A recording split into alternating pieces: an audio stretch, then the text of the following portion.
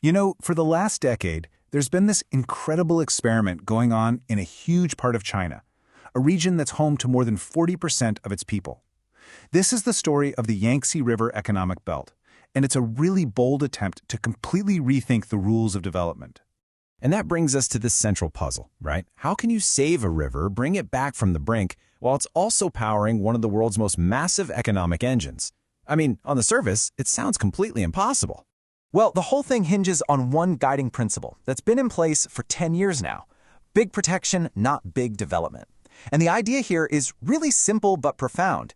It says that a healthy river isn't some obstacle you have to work around for growth. No, it's the very foundation for a better, more sustainable economy.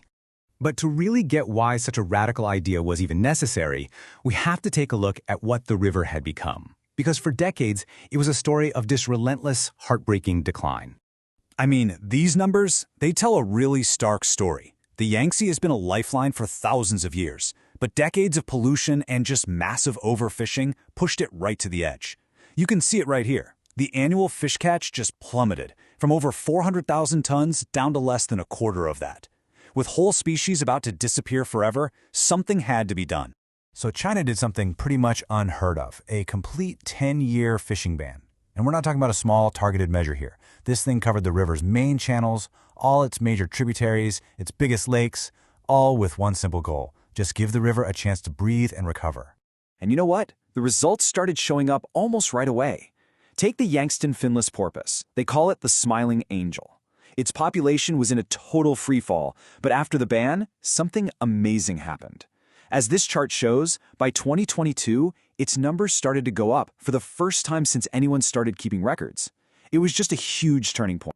And it wasn't just the porpoises. Since the ban started, monitoring teams have now identified 344 native fish species. That's an increase of 36 species in just a couple of years. The river was, slowly but surely, coming back to life. Okay, but this story isn't just about the wildlife. It's about people. And for this whole ecological plan to work, a massive social change had to happen too.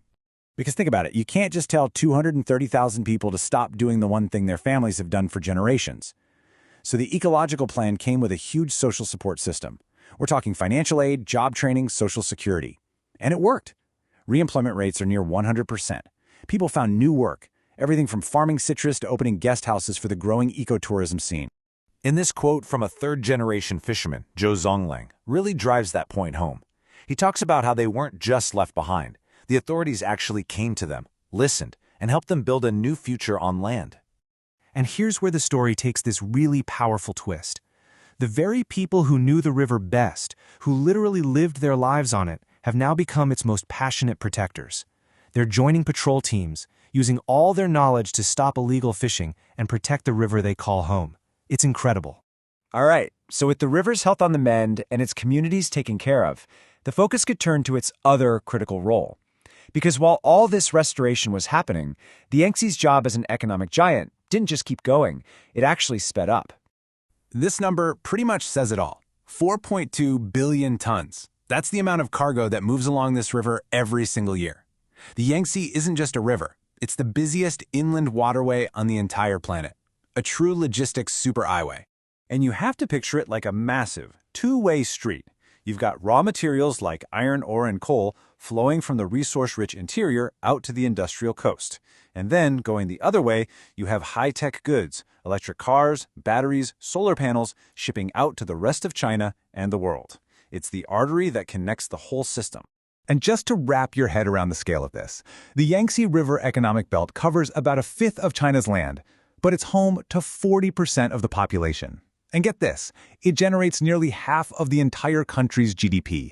It's an absolute economic powerhouse. So you might be wondering, how on earth does a region this massive and diverse pull off such advanced development? Well, the secret sauce, it turns out, is turning old rivalries between cities into modern-day collaboration. At the very heart of this is the Yangtze River Delta. Think of it as the region's main brain, its innovation engine. I mean, it's only 4% of China's land, but it pumps out a quarter of the entire nation's GDP. And the key is that the cities here work together. They don't just compete. And they have this really clever model they're using. It's called Use First, Pay Later. It basically removes the biggest risk in developing new tech, Research labs give companies their new technology for free. The company then builds a product, sells it, and only after it becomes profitable do they share revenue back with the lab. It just massively speeds up that whole journey from lab to market. So what does that actually look like in the real world? Well, let's take a Tesla.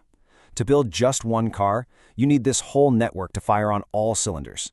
The smart driving chips, they come from Shanghai. The batteries from Jiangsu. The body is manufactured in Zhejiang, and then the final assembly happens in Anhui.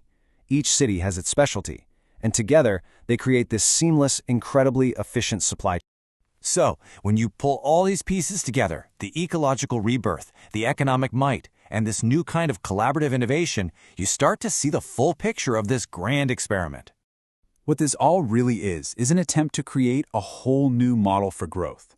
It's built on this radical idea that a healthy environment and a booming, innovative economy aren't enemies. Actually, it's the opposite. They can feed into each other, creating a relationship where one actually makes the other stronger. Which, of course, leaves us with the big final question.